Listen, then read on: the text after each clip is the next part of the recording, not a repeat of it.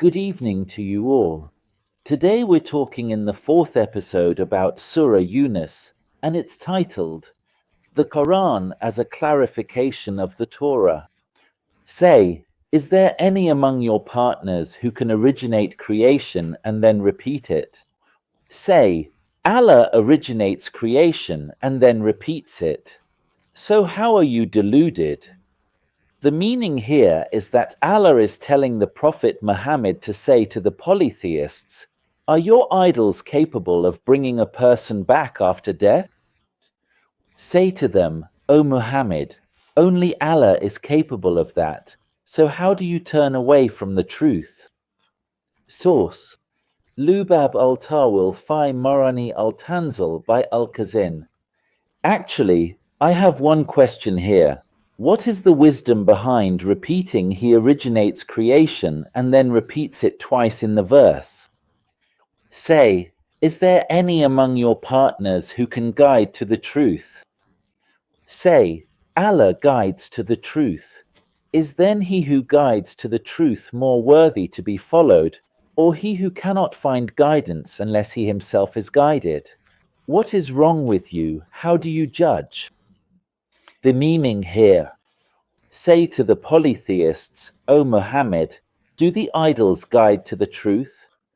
Tell them, it is Allah who guides to the truth, and he is the one most deserving to be followed, not the idols. The source is Lubab al-Tawil fi Marani al-Tanzil by Al-Kazin. The question: what is the wisdom behind repeating guides to the truth more than once in the verse? And most of them follow nothing but conjecture. Surely, conjecture is of no avail against the truth. Indeed, Allah is all-knowing of what they do. The meaning: the polytheists abandon the worship of Allah, even though they acknowledge that He is their creator, and instead they follow conjecture. But conjecture will not save them from Allah's punishment. The source is Bar al-Ulum by al-Samarkandi. I don't have a question here or anything, and this Quran could not have been produced by anyone other than Allah.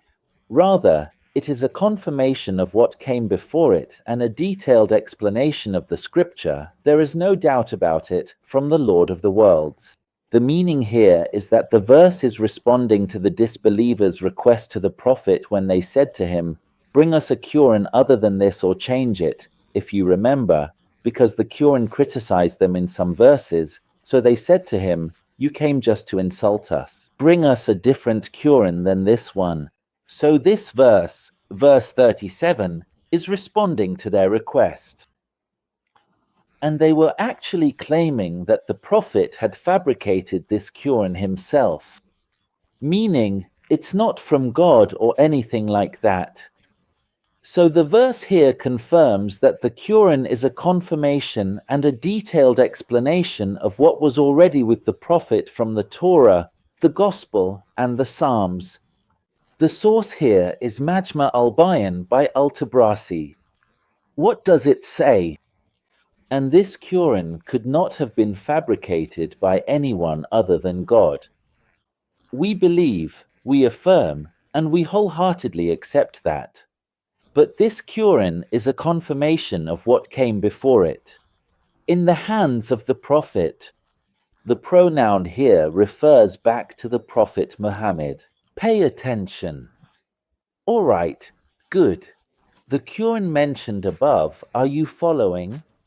It is a confirmation of what was in the hands of the Prophet Muhammad, and what was in Muhammad's hands, as the scholar says, refers to the Torah, the Gospel, and the Psalms.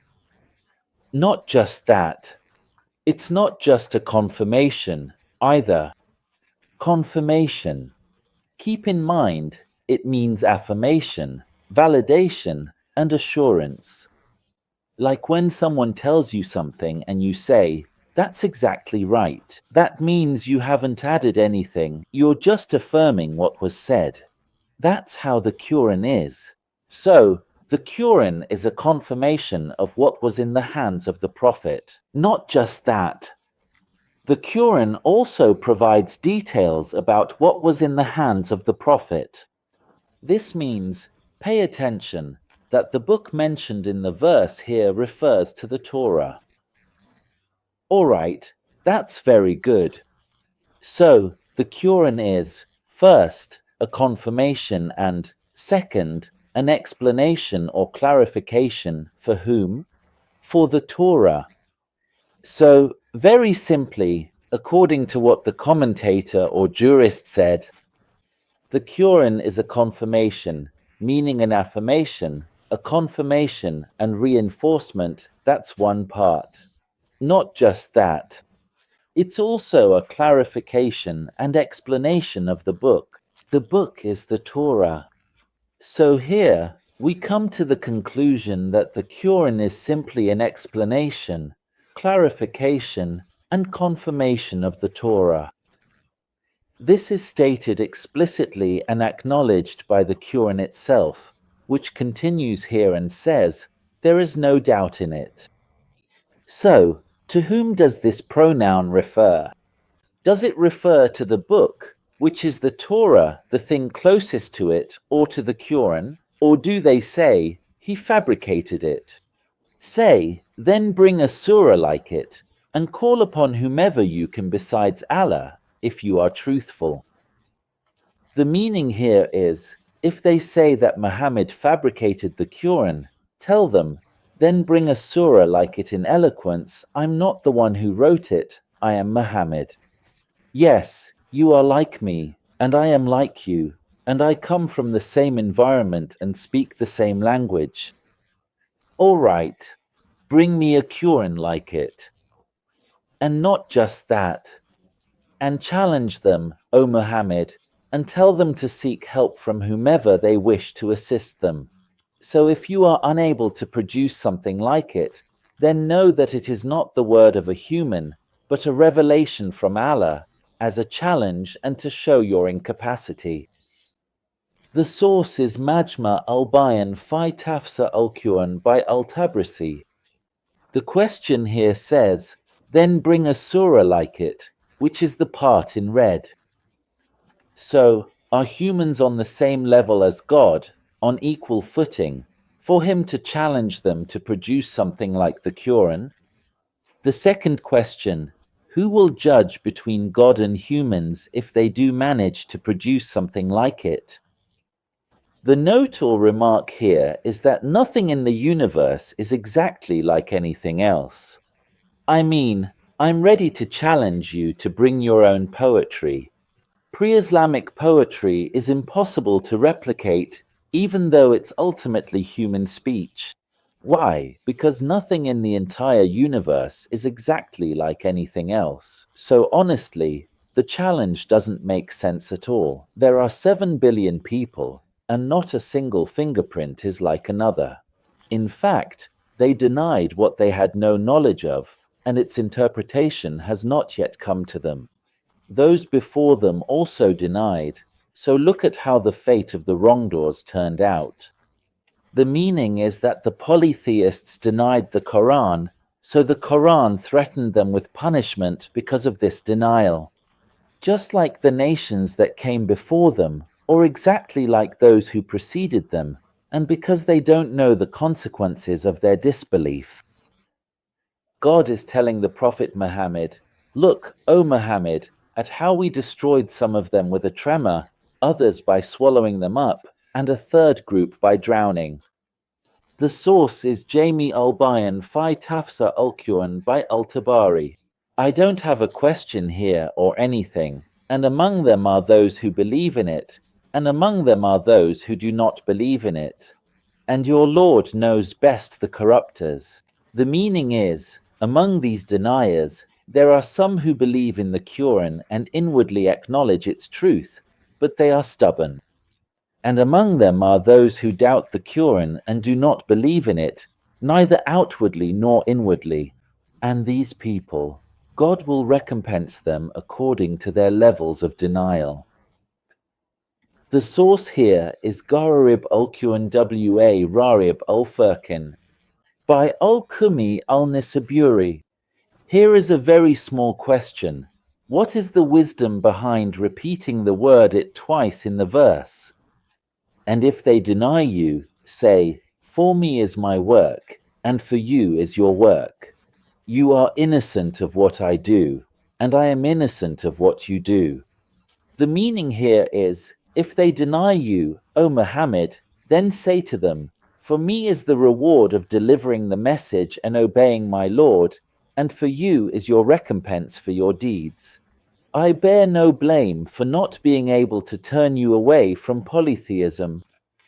The source is Gharib al-Quran wa Rarib al-Furqan by al-Kumi al-Nisaburi.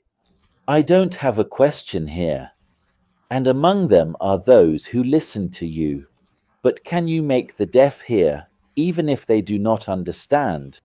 The meaning here is, among the disbelievers are those who seek to listen to you, O Muhammad, but only for the sake of argument, not to understand. So are you able? God is asking him, are you able to make the deaf hear, those who do not listen? The source is Al-Tibian, the comprehensive exegesis of the sciences of the Quran by Al-Tusi. The question here is, okay, so why didn't the Arabs put a question mark here, considering that God is asking him, saying to him, aren't you the ones who added the shadda, the fata, the kasra, the dhamma, and the dots? And you're the ones who arranged the words, the verses, the surahs, and all these things. Put a question mark for me, since it's a question, so I can understand what's going on, or is it that the question mark itself is forbidden? And among them are those who look at you, so, are you the one who guides the blind, even though they do not see? The meaning here is, and among them are those who examine and search for signs of your prophethood, O Muhammad, but do not find them, as if they are blind. So are you able to guide those who are blind in their hearts if they cannot see at all? The source here is Ru al-Marani by Al-Alusi. The question here is exactly like the previous verse. Why wasn't a question mark placed at the end of the verse? So I can understand that there is a question, because he says to him, are you the one who guides the blind, even though they do not see? Indeed, Allah does not wrong people in the least, but it is the people who wrong themselves. The meaning here is that it is impossible for Allah to wrong people as long as they believe in Him and obey Him. But it is the people themselves who wrong themselves by committing sins that lead to punishment in this world and the hereafter. The source is Al-Wazit fi Tafsir al-Quran by Sheikh Mohammed Syed Tantawi. Here is a very simple question. What is the wisdom behind repeating the word people twice in the verse? Thank you very much, and I'll see you in the next episode.